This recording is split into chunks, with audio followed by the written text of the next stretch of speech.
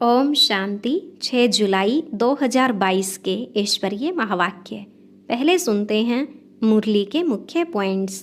बाबा ने कहा, मेरा बनने में तुम्हारा कोई खर्चा नहीं लगता। सिर्फ बुद्धि से निश्चय किया कि मैं आपका हूँ और 1 सेकंड में बाप से जीवन मुक्ति मिल जाती है। बिना कौड़ी खर्चा किए तुम्हें विश्व की बादशाही मिल रही है, परंतु किसकी तकदीर में नहीं है तो बुद्धि में बैठता ही नहीं। कोई ना कोई युक्ति निकालकर तुम्हें धक्के खाने वालों को बचाना है। तुम बहुत सर्विस कर सकते हो, अभी तो चांस है। मंदिरों में जाकर भी समझाना चाहिए। बाबा जो श्रीमत दे उसे अमल में जरूर लाना है। कभी सुना अनसुना नहीं करना चाहिए। ट्रेन में यात्रा करते समय भी बड़ी युक्ति से सर्विस करनी है। पुरानी दुनिया का महाविनाश सामने खड़ा है। जितनी देरी होती जाएगी उतना मनुष्यों को भी विनाश का निश्चय होता जाएगा। तुम्हें बेहद के बाप से वर्षा मिल गया तो फिर किसी और से कुछ मांगने का नहीं रह जाता।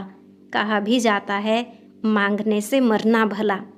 लास्ट में बाबा ने कहा, जैसे बाप कल्याणकारी है ऐसे तुम बच्चों को भी कल्याणकारी बनना है। सर्विस का सबूत देना है। बड़ा शुरूढ़ बुद्धि बन सबको समझाना है। रूहानी यात्रा सिखलानी है। अब सुनते हैं महावाक्यों को विस्तार से। बाबा ने कहा, मीठे बच्चे, बाप का बनने से तुम बिगर कौड़ी खर्चे सेकंड में जीवन मुक्ति का अधिकार पा लेते हो। निश्चय हुआ और वर्षा मिला। प्रश्न, शुरूढ़ बुद्धि अर्थात समझदार बच्चों का कर्तव्य कौन सा है?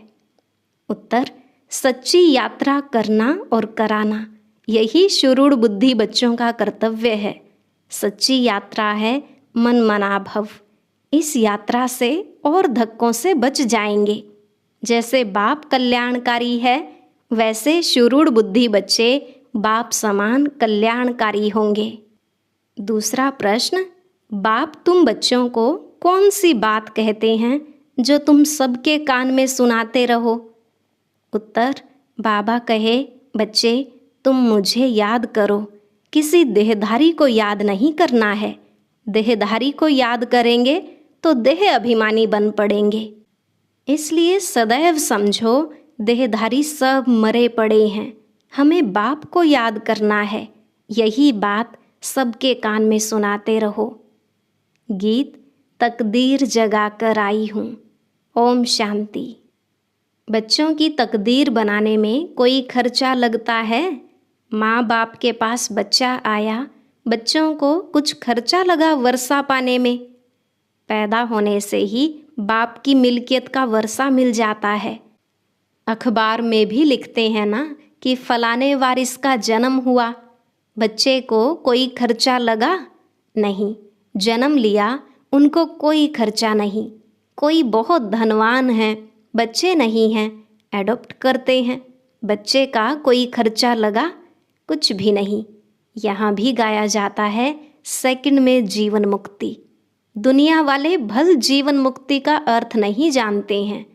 अब यह तो जानते हो, विश्व के मालिक जीवन मुक्त देवताएं थे। भारत में ही जीवन मुक्ति होती है। अब बाप पूछते हैं, बाप का बनने में कोई खर्चा लगता है? बस बाबा मैं आपका हूँ। गाया भी जाता है, जनक को सेकंड में जीवन मुक्ति मिली। सिर्फ बाप की पहचान मिली। जिनके लिए बाप युक्तियाँ बतलाते रहते हैं। बताओ, पारलौकिक परम पिता परमात्मा से आपका क्या संबंध है? परम पिता वह तो बाप है। बाबा कहते हैं, मेरा बनने के लिए खर्चा लगता है? कुछ भी नहीं। सिर्फ मेरा बनो, खर्चा कुछ भी नहीं। 1 सेकंड में जीवन मुक्ति, खर्चे की बात ही नहीं उठती। बच्चा आया, क्या खर्चा हुआ? तुम बाप के बनते हो, क्या खर्चा हुआ? सिर्फ बुद्धि से ही निश्चय किया कि मैं आपका हूँ। समझते हैं बाप से स्वर्ग की बादशाही मिलती है। बाप स्वर्ग का रचयिता है। वर्षा मिलता है, हेवन की बादशाही। निश्चय की बात है ना। पाई भी खर्चा नहीं करो, याद से ही तुम हीरे जैसा बन जाएंगे।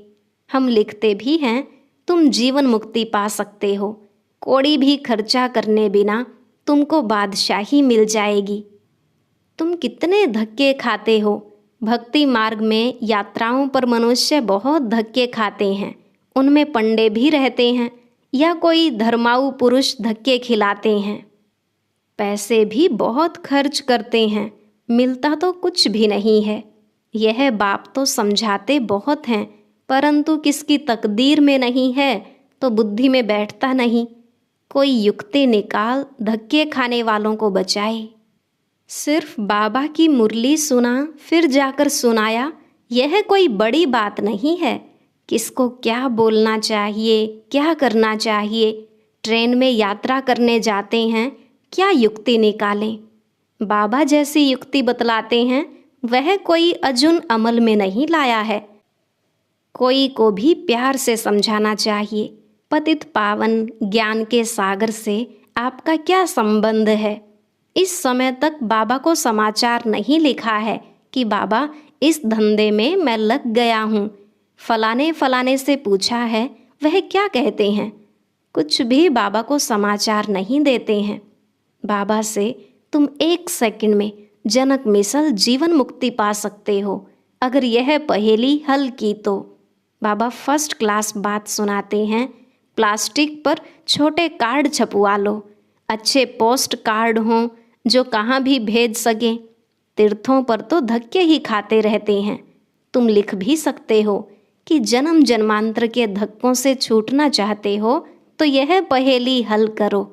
इसे हल करने से 1 सेकंड में जीवन मुक्ति पा सकते हो।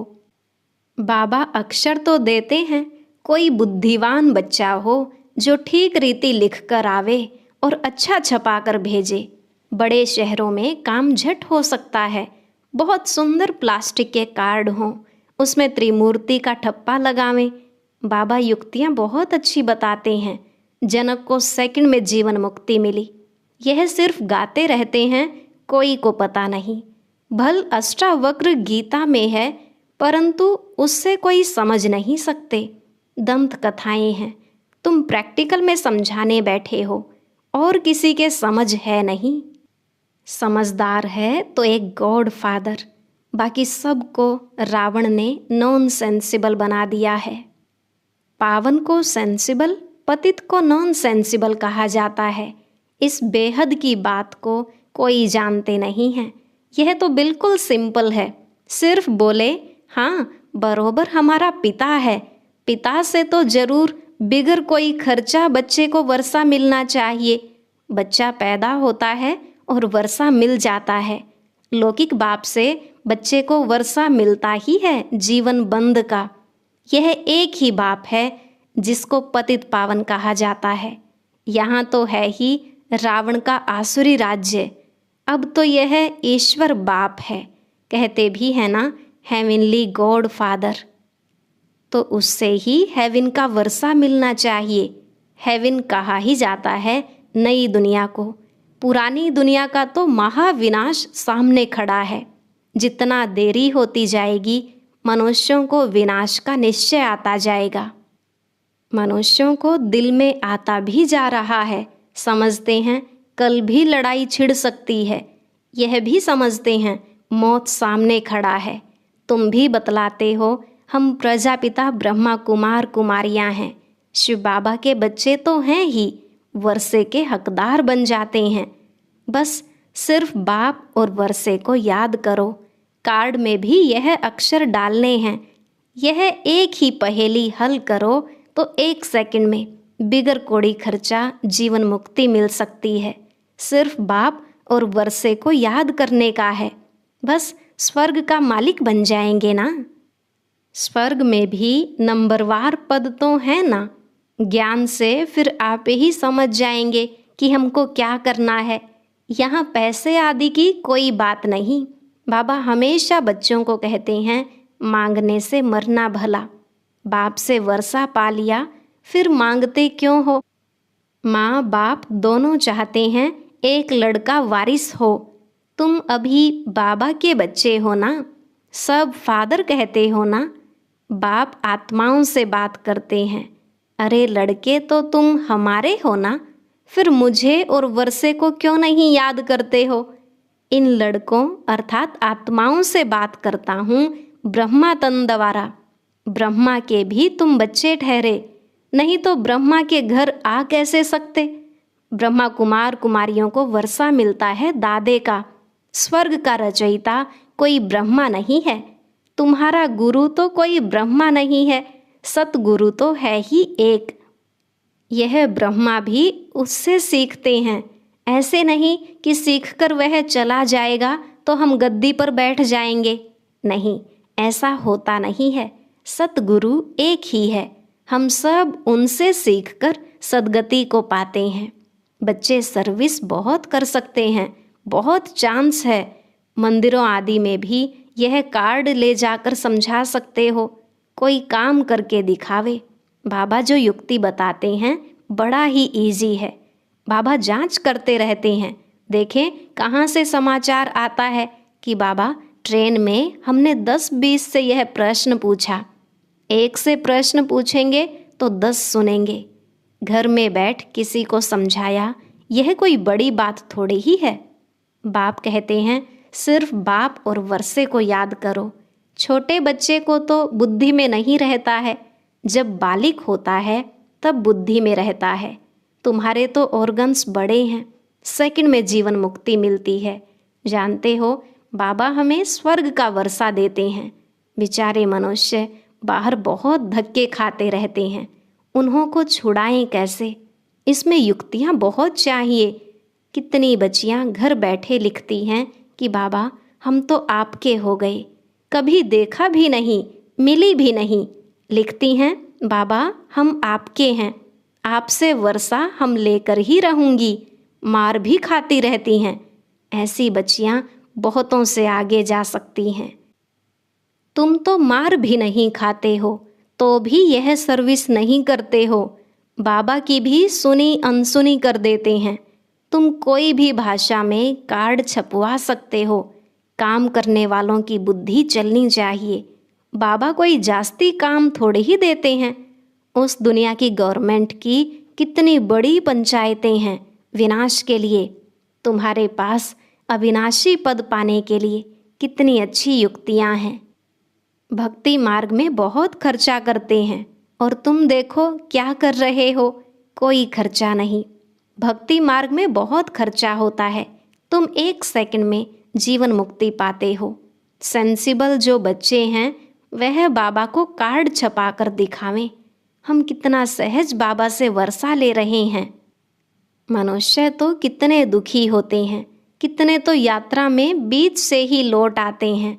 गरीब बेचारे बहुत भटकते हैं, उन बेचारों पर तरस पड़ता है। तुम गॉड फादर के बच्चे हो तो तुमको तो स्वर्ग में आना चाहिए, यहाँ तुम नर्क में क्यों पड़े हो? यह कोई बताने वाला चाहिए। तुम किसको भी समझा सकते हो कि अल्लाह को याद करो अल्लाह के घर जाने के लिए, वहाँ से ही तुम आए हो। अब बाप को याद करो, नन बट वन। नन्स को ही समझाना पड़े। तुमको याद करना है गॉड को। क्राइस्ट ने भी उनको याद किया है। समझो ब्रह्मा चला जाता है तो भी तुमको याद तो शिव बाबा को करना है। शरीर तो छूटेगा ही, तुमको याद उनको करना है। शिव बाबा कहते हैं सिर्फ मुझे ही याद करो, किसी देहधारी को याद नहीं करना है। देही अभिमानी बनना है। देहधारी तो सब मरे पड़े हैं। बाप कहते हैं मामे कम याद करो। दुनिया में तो 1-2 को दुखी करते रहते हैं, यहाँ हम एक बात कान में सुनाते हैं। है बहुत इजी, अल्फ और बे। बाप और बादशाही को याद करो। मन मना भव का अर्थ ही यह है, बाकी तो सब है डिटेल। बाप कल्याणकारी है, बच्चों को भी कल्याणकारी बनना है, बच्चों को भी सबूत देना है। आज हमने कितनों का कल्याण किया। कल्याण करने लिए घूमना पड़ता है। धर्म स्थापना अर्थ भी धक्का खाना पड़ता है। हम ऐसी यात्रा सिखलाते हैं जो कब दूसरी यात्रा करनी न पड़े। मन मना भव, यात्रियों के पिछाड़ी लग जाना चाहिए। बड़ी शुरूढ़ समझदार बुद्धि चाहिए। अच्छा, मीठे मीठे सिकिलधे बच्चों प्रति माता पिता बाप दादा का याद प्यार और गुड मॉर्निंग। रूहानी बाप की रूहानी बच्चों को नमस्ते। रूहानी बच्चों की रूहानी बाप दादा को नमस्ते नमस्ते, गुड मॉर्निंग, शुक्रिया बाबा, शुक्रिया। धारणा के लिए मुख्य सार। पहला पॉइंट, हीरे जैसा बनने का साधन बाप की याद है। बाप की याद से बिगर कोड़ी खर्चा विश्व की बादशाही मिल जाएगी, इसलिए निरंतर एक बाप की याद में रहना है। दूसरा, मांगने से मरना भला। बाप से सब कुछ मिल गया, इसलिए मांगना नहीं है। कल्याणकारी बन सबको सच्चा रास्ता बताना है।